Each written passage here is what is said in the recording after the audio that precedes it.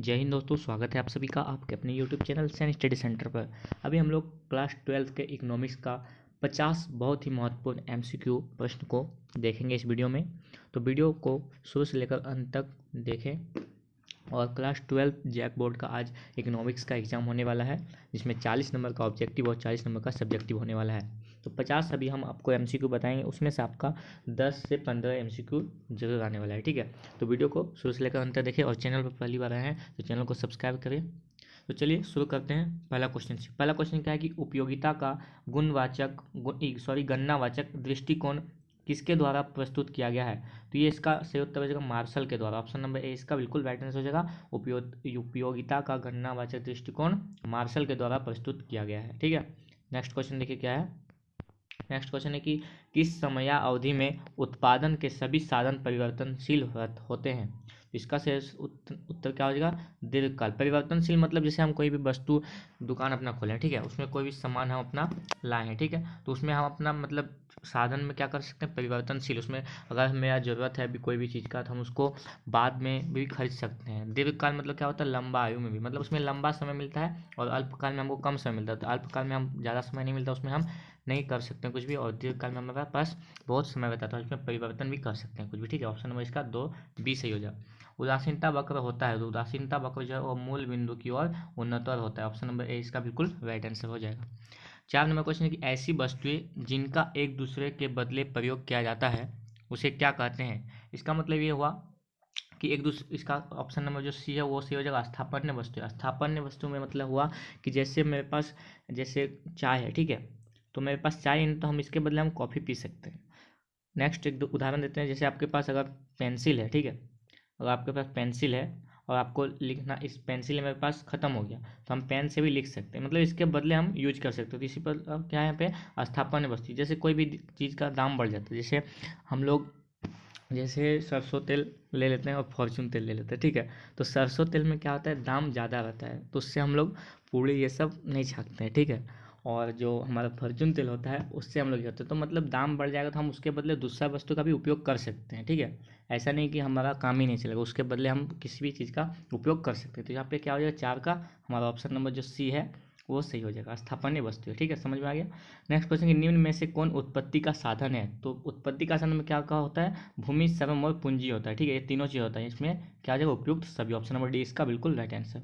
Next question है कि MR को प्रदर्शित किया जाता है, यानी मार्जिनल रेवेन्यू। ठीक है, इसका क्या हो जाएगा फॉर्मूला, यहाँ पे हो जाएगा delta T Q by delta Q. ठीक है, ऑप्शन नंबर बी में है, ऑप्शन नंबर बी इसका राइट आंसर हो जाएगा। नेक्स्ट क्वेश्चन के निम्न में कौन एकाधिकार की विशेषता नहीं है। तो ऑप्शन नंबर ए ही देखिए क्या है, एक क्रेता और अन्य विक्रेता। एकाधिकार मतलब ऐसा जहाँ होता है जहाँ पे मतलब एक दुकानदार रहेगा, ठीक है, और खरीदने वाला बहुत रहेगा तो वो अपना मनमानी करेगा, जितना चाहे उतना दाम लेगा। ठीक है, तो यहाँ पे क्या है, एक क्रेता, तो यहाँ पे उल्टा ऑप्शन दिया गया। ठीक है, एक क्रेता नहीं होना चाहिए, यहाँ पे एक विक्रेता होना चाहिए और अनेक क्रेता होता तो ये सही होता। लेकिन यहाँ पे क्या बोला, विशेषता नहीं है, तो ये बाकी सब विशेषता ठीक है। ठीक है, नए फर्मों का प्रवेश पर प्रतिबंध, वहाँ पे एकाधिकार में प्रतिबंध रहता है कि यहाँ पे कोई भी दुकान नहीं लगा सकते हैं। ठीक है, और निकट स्थापन्य का अभाव यहाँ पे होता ही है ये सब। तो यहाँ पे क्या बोला है कि निम्न में कौन एकाधिकार विशेषता नहीं है, तो क्या हो जाएगा, एक क्रेता और अनेक विक्रेता, क्योंकि एकाधिकार में अनेक विक्रेता एक क्रेता नहीं होता है बल्कि अनेक क्रेता होता है और एक विक्रेता होता है। ठीक है, ऑप्शन नंबर इसका बिल्कुल राइट आंसर। मांग वक्र की ढाल होती है तो मांग वक्र की जो ढाल है वो ऋणात्मक होता है। ठीक है, नेक्स्ट क्वेश्चन देखिए क्या है, एक अर्थव्यवस्था की केंद्रीय समस्या है। एक अर्थव्यवस्था की केंद्रीय समस्या क्या है, ऑप्शन नंबर इसका डी सही हो जाएगा, उपयुक्त सभी। देखिए अगर आपको इकोनॉमिक्स में कोई उत्तर मालूम भी नहीं रहता तो आप अगर इनमें से सभी वाला रहेगा तो आप उसमें टिक कर सकते हैं। ठीक है, बहुत सारा ऐसे होता है कि जिसमें से इनमें से सभी ही होता है, तो अगर आपको उत्तर नहीं पता है तो उत्तर पता है तब तो बात ही ठीक है। नेक्स्ट क्वेश्चन कि निम्न में से व्यष्टि अर्थशास्त्र की शाखाएं कौन सी है। तो व्यष्टि अर्थशास्त्र की जो शाखाएं हैं 10 नंबर का ऑप्शन नंबर हमारा डी सही हो जाएगा, उपयुक्त सभी। हम लोग व्यष्टि अर्थशास्त्र में क्या पढ़ते हैं, किसी व्यक्ति, एक व्यक्ति या मतलब व्यक्ति बोले या तो एक सूक्ष्म छोटे इकाई के बारे में पढ़ते हैं। ठीक है, इसमें क्या पढ़ते हैं, एक फर्म, एक उत्पादक, एक वस्तु, ये सब के बारे में पढ़ते हैं। ठीक है, समझ में आ गया, ऑप्शन नंबर डी इसका बिल्कुल राइट आंसर। पूर्ति बेरोजगार होती है, पूर्ति बेरोजगार किसमें होता है, तो ऑप्शन नंबर हमारा यहाँ पे 11 का ए नंबर से हो जाएगा, अति अल्पकाल में। ठीक है, नेक्स्ट क्वेश्चन बढ़ते हैं 12 नंबर में, क्या कि निम्नलिखित में कौन उत्पत्ति का साधन नहीं है? तो उत्पत्ति का साधन कौन नहीं है? मुद्रा नहीं है। हम बताएं आपको उत्पत्ति का साधन क्या तक है? भूमि, श्रम और पूंजी, ठीक है, लैंड, लेबर और कैपिटल। तो मुद्रा हमारा नहीं हो जाएगा। ऑप्शन नंबर सी इसका बिल्कुल राइट आंसर। माइक्रोज किस भाषा का शब्द है? तो माइक्रोज जो है वो ग्रीस भाषा का शब्द है, ठीक है। माइक्रोज, माइक्रोज इकोनॉमी और मैक्रोज इकोनॉमी। माइक्रोज का मतलब होता है ग्रीक, माइक्रोज का मतलब होता है सूक्ष्म, ठीक है, इसका मतलब होता है सूक्ष्म। और MACRO इसका मतलब होता है बड़ा। और इसका मतलब, इसका मैक्रोज इकोनॉमिक मतलब होता है, क्या होता है? व्यष्टि। और उसका मतलब होता है मैक्रो का मतलब होता है समष्टि। और इस दोनों का जो प्रतिपादक है, मतलब इस नाम को किसने किया था? तो क्या था? वैगनर फ्रिश ने, ठीक है। चलिए, ये हो गया। 14 नंबर में कि आर्थिक समस्या मूलतः किस तथ्य की समस्या है? तो इसका 14 का हमारा ऑप्शन नंबर ए सी हो जाएगा, चुनाव का, ठीक है। ऑप्शन नंबर ए इसका राइट आंसर। नेक्स्ट क्वेश्चन, उपयोगिता की निम्न में से कौन सी विशेषता है? उपयोगिता का निम्न में से कौन सा विशेषता है? तो उपयुक्त सभी, ठीक है। ऑप्शन नंबर डी इसका बिल्कुल राइट आंसर। उपयोगिता को मापा जा सकता है, तो उपयोगिता को जो है मुद्रा के द्वारा मापा जा सकता है, बाय मनी, ठीक है। ऑप्शन नंबर ए इसका बिल्कुल राइट आंसर। 17 नंबर क्वेश्चन है कि निम्न में से कौन गॉसेन का दूसरा नियम कहलाता है? तो गॉसेन का जो दूसरा नियम है वो क्या है? सम सीमांत उपयोगिता नियम, हाँ, ठीक है। ऑप्शन नंबर सी इसका बिल्कुल राइट आंसर। और जो पहला नियम है वो क्या था? सीमांत उपयोगिता का नियम, ठीक। नेक्स्ट क्वेश्चन क्या है? जब एक्स वस्तु की कीमत में परिवर्तन वाई वस्तु की मांग को प्रभावित करता है, तब यह मांग कहलाती है। 18 का हमारा ऑप्शन नंबर जो सी है वो सही हो जाएगा, त्रिच्छी मांग। अब नेक्स्ट क्वेश्चन है कि उत्पादन फलन में उत्पादन किसका फलन है? तो क्या हो जाएगा इसमें? 19 का हमारा ऑप्शन नंबर बी सही हो जाएगा, उत्पत्ति के साधनों का, बी इसका राइट आंसर, ठीक है। अब हम लोग फिर और बहुत सारा क्वेश्चन करने वाले हैं। देखिए, हम बहुत सारे जगह से क्वेश्चन लिए, मॉडल सेट यहाँ से, कोडरमा वाला और प्रीवियस ईयर का सारा मिक्स क्वेश्चन है, तो आ सकता है एग्जाम में, ठीक है। यहाँ पे क्या है कि दो वस्तुओं एक्स तथा वाई के लिए उत्पादन संभावनाएं इस प्रकार दी हुई है, ठीक है। यहाँ पे देखिए क्या है? 0 है, तो यहाँ पे वस्तु कैसे बढ़ रहा है? 1 बढ़ा, 2, 3, 4, 5, इस प्रकार यहाँ पे 1 1 बढ़ रहा है। और नीचे देखिए क्या है? पहले बड़ा है 10 है, उसके बाद 2 2 यहाँ पे घट रहा है, ठीक है, 2 2 घट रहा है। इसमें क्या हो जाएगा? यहाँ पे ऋणात्मक ढाल यानी माइनस होगा, ऋणात्मक ढाल एक सरल रेखा में, यानी डिफरेंस में देखिए 10 में 8 गया 2, ठीक है, 10 में कितना घटा? 2 घटा। यहाँ पे 2 2 का अंतराल में घट रहा है, यानी एक सरल ई में घट रहा है, ऐसा नहीं कि 10 है यहाँ पे 5 हो गया। तो यहाँ पे क्या हो जाएगा? ऋणात्मक ढाल तथा सरल रेखा में। ऑप्शन नंबर सी इसका राइट आंसर। 2 नंबर की निम्नलिखित में से कौन अर्थव्यवस्था की एक केंद्रीय समस्या है? तो अर्थव्यवस्था की जो केंद्रीय समस्या है वो क्या हो जाएगा हमारा? किसके लिए उत्पादन करे? ऑप्शन नंबर डी इसका राइट आंसर हो जाएगा, किसके लिए उत्पादन करे, ठीक। नेक्स्ट क्वेश्चन है कि अर्थशास्त्र में शब्द व्यष्टि और समष्टि का प्रयोग सर्वप्रथम किस अर्थशास्त्री ने किया? आपको अभी कुछ देर पहले बताए कि सर्वप्रथम जो व्यष्टि और समष्टि का अर्थशास्त्र का जो प्रयोग है वो वैगनर फिश ने किया था। ऑप्शन नंबर बी इसका राइट आंसर हो जाएगा। नेक्स्ट क्वेश्चन क्या है कि एक किसान खेती की जुताई के लिए ट्रैक्टर और हल बैल बीच की एक तकनीक का चयन करता है, उसका यह चयन अर्थव्यवस्था की किस केंद्रीय समस्या से मेल खाता है? तो इसका 4 का हमारा ऑप्शन नंबर जो बी है वो सही हो जाएगा, कैसे उत्पादन करे, ठीक है। इसका मतलब ये होता है कि जैसे आपका खेत, हम लोग ट्रैक्टर का यूज कहाँ करते हैं? जैसे आपका कोई बड़ा भूमि है उसमें हम लोग ट्रैक्टर का यूज करेंगे। अब बड़ा भूमि रहेगा उस पर हल जोतेंगे तो उसमें ज़्यादा समय लगेगा, ठीक है, और ये संभव ही नहीं हो पाता है। और ट्रैक्टर में क्या होता है? जल्दी हो जाता है। हम लोग यहाँ पे देखेंगे हमको जितना उत्पादन करना है उसी तरह का हम उपयोग करेंगे, ठीक है। अगर ज़्यादा है तो ट्रैक्टर का उपयोग करेंगे, कम है तो हल का उपयोग करेंगे। 5 नंबर है कि किस अर्थशास्त्री के अनुसार उपयोगिता को मुद्रा में मापा जा सकता है? तो 5 का हमारा ऑप्शन नंबर जो सी बी है, ठीक है, अल्फ्रेड मार्शल। अल्फ्रेड मार्शल क्या बोले थे कि हम मतलब मुद्रा को मापा जा सकता है, अल्फ्रेड मार्शल के अनुसार उपयोगिता को मुद्रा में मापा जा सकता है। 6 नंबर क्वेश्चन है कि एक व्यक्ति 4 गोलगप्पे का उपभोग करता है, उसे प्रत्येक व्यक्ति इकाई से क्रमशः 15 यूटिल्स, 12 यूटिल्स, 10 यूटिल्स और 8 यूटिल्स उपयोगिता मिलती है। तो 4 गोलगप्पे के उपभोग कुल उपयोगिता कितनी प्राप्त होगी? तो 6 नंबर का हमारा ऑप्शन नंबर सी हो जाएगा, 45 यूनिट। देखिए इसमें क्या करना है, 4 गोलगप्पा है, ठीक है, इसमें आपको 15 यूटिल्स मतलब शायद पैसा ही होता है, 15 12 10 8, ठीक है, इसको जोड़ देना है और यहाँ पे हमारा प्राप्त हो जाएगा, टोटल में 45 आता है। तो ऑप्शन नंबर सी इसका बिल्कुल राइट आंसर हो जाएगा। नेक्स्ट क्वेश्चन है कि दो वस्तुओं रसगुल्ला और गुलाब जामुन के लिए बजट रेखा ए बी, यहाँ पे देखिए ए यहाँ पे है, यहाँ पे बी है, ठीक, को निम्न रेखा चित्र द्वारा दर्शाया गया है। तो यहाँ पे हमारा जो यहाँ पे है ये गुलाब जामुन है और ये रसगुल्ला है। तो क्या है? इन दो वस्तुओं की कीमतें क्रमशः PR और एवं PG है, बजट रेखा की ढाल क्या होगा? तो क्या हो जाएगा? इसको भाग दे देंगे, हमारा निकल जाएगा PR बटा पीजी, ठीक है। तो हमारा ऑप्शन नंबर ए इसका राइट आंसर हो जाएगा, पीआर पीजी, ठीक। नेक्स्ट क्वेश्चन है कि निम्नलिखित में से कौन वस्तु की मांग को प्रभावित करने वाला एक कारक नहीं है।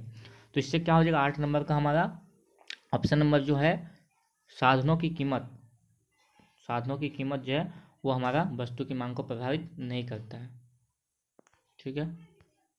नेक्स्ट क्वेश्चन है कि यदि वस्तु एक्स की कीमत कम होने से वस्तु वाई की मांग कम हो जाती है तो इन वस्तुओं को क्या कहा जाएगा। तो 9 का हमारा क्या हो जाएगा, प्रतियोगी वस्तुएं, ऑप्शन नंबर ए इसका राइट आंसर। यदि किसी वस्तु की कीमत में 5% की कमी होने से उसकी मांग मात्रा में 8% की वृद्धि होती है तो मांग की कीमत लोच मान क्या होगा। इसमें आपको सिंपली क्या करना है, जो 8 है इसको 5 से भाग दे दीजिए, यहाँ पे निकल जाएगा आपका 1.6 निकलेगा, ठीक है। ऑप्शन नंबर ए इसका राइट आंसर हो जाएगा। 11 नंबर की निम्न में से किस वस्तु की मांग लोचदार होगी, किस वस्तु की मांग लोचदार होगी।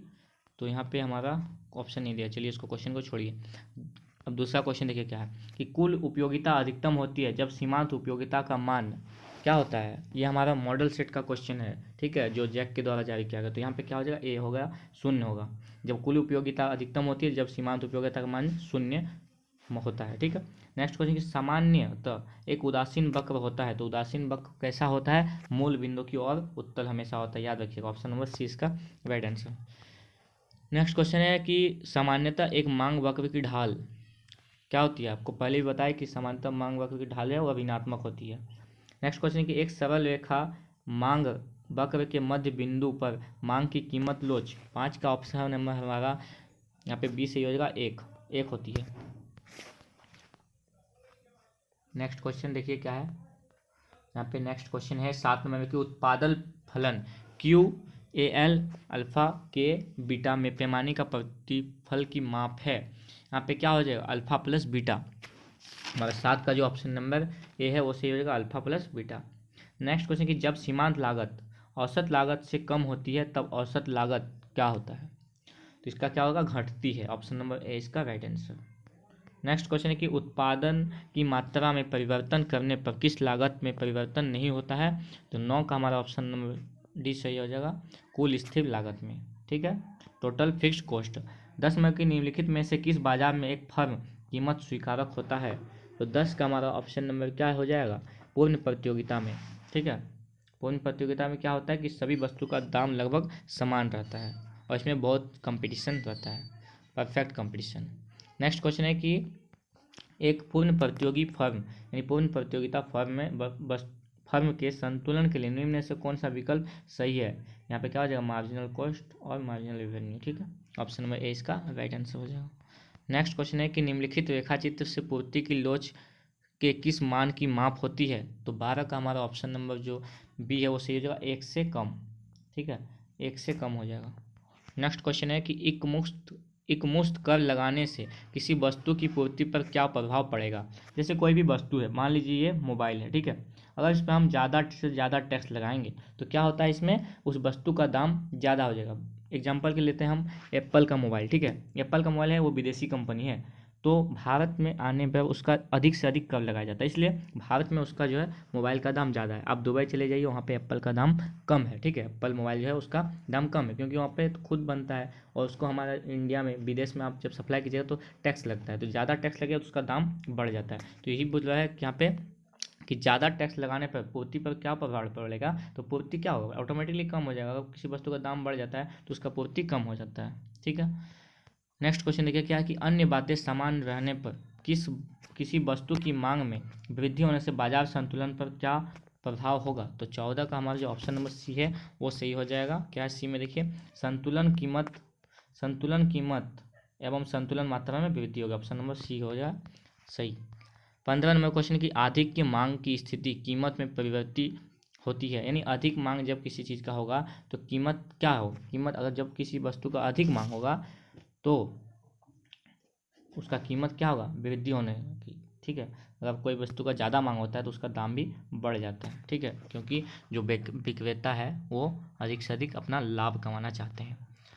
16 नंबर क्वेश्चन क्या है कि अधिक की पूर्ति की स्थिति होती है जब, अधिक की पूर्ति की स्थिति क्या होती है, जब डी ग्रेटर देन एस, ठीक।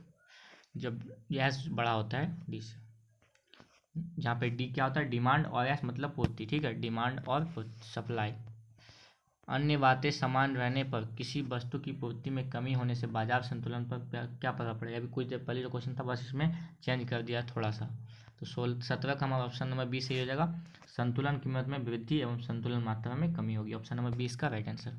नेक्स्ट क्वेश्चन है कि एकाधिकार में अधिकतम कुल आगाम के उत्पादन स्तर पर वस्तु की मांग की कीमत लोच कितनी होती है। तो 18 का हमारा ऑप्शन नंबर क्या हो जाएगा, यहाँ पे एकाधिकार बोला है तो एक हो जाएगा, ठीक, 18 का बी हो जाएगा सही। नेक्स्ट क्वेश्चन कि द्वयाधिकार में विक्रेताओं की कितनी संख्या होती है। द्वयाधिकार में, इसमें बात से स्पष्ट लग रहा है दो बोल रहे हैं, तो दो विक्रेताओं की कितनी संख्या होती है, तो यहाँ पे दो हो जाएगा, ठीक है, ऑप्शन नंबर डी में हमारा सही हो जाएगा। नेक्स्ट है कि निम्न में से किस बाजार में विभेदीकृत वस्तुओं का उत्पादन होता है। विभेदीकृत मतलब विभिन्न प्रकार का, कहाँ पे होता है, तो पूर्ण प्रतियोगिता में होता है, ठीक है, पूर्ण, सॉरी क्या क्वेश्चन है कि निम्न में से किस बाजार में विभेदीकृत वस्तुओं का उत्पादन होता है। तो हाँ सॉरी, वो एकाधिकृत में होता है। एकाधिकृत में क्या होता है, मतलब बहुत सारे दुकानदार रहेंगे, तो उसमें क्या होता है लोग विभिन्न प्रकार के सामान को रखेंगे। तो पूर्ण प्रतियोगिता में क्या होता है लगभग एक ही सामान रहता है। तो हमारा 20 का जो सही उत्तर हो जाएगा वो बी हो जाएगा, बी को आप लोग सही कीजिए। नेक्स्ट क्वेश्चन है कि the general theory of employment interest and money नामक पुस्तक के लेखक कौन है। तो 21 का हमारा ऑप्शन नंबर सी सही हो जाएगा, J.M. Keynes, J.M. केन्स, ठीक है, यहाँ पे J.N. केन्स भी है लेकिन आपको याद रखना है J.M. केन्स, ठीक। नेक्स्ट क्वेश्चन है कि जीडीपी और एनडीपी में क्या अंतर है। जीडीपी और एनडीपी में क्या अंतर है। तो 22 का हमारा ऑप्शन नंबर जो सी है वो क्या सही हो जाएगा, जीडीपी बराबर एनडीपी प्लस मूल्य ह्रास, ठीक है।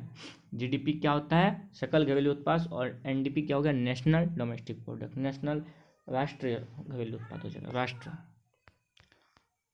23 में है कि यहाँ पे निम्न में से किस वस्तु के निर्माण में गेहूं एक मध्यवर्ती वस्तु है। मध्यवर्ती वस्तु मतलब क्या हुआ, किसी वस्तु में उत्पादन में लगाया गया, मतलब जितना भी उत्पादन में जितना भी हमारा कुछ लगा है, जैसे हम लोग कोई भी चीज़ को बनाते हैं, जैसे हम रोटी बनाए तो रोटी में हमारा मध्यवर्ती वस्तु क्या हो जाएगा, गेहूँ हो जाएगा। जैसे रोटी बनाने में क्या क्या लगा है, उसमें नमक लगा है, नमक देते हैं हल्का सा, ठीक है, उसमें आटा लगा है, पानी लगा है, ये सब लगा है, तो ये हमारा मध्यवर्ती वस्तु हो जाएगा, रोटी नहीं होगा। अंतिम वस्तुओं में मतलब जो भी कुछ लगा उसको बनाने में वो हो जाएगा मध्यवर्ती वस्तु। तो क्या यहाँ पे क्वेश्चन क्या है कि वस्तु के निर्माण में गेहूं एक मध्यवर्ती वस्तु है। तो चपाती बनाते हैं तो उसमें भी हमारा क्या लगता है, गेहूँ लगता है। ब्रेड बनाते हैं उसमें भी हमारा गेहूँ हो जाएगा।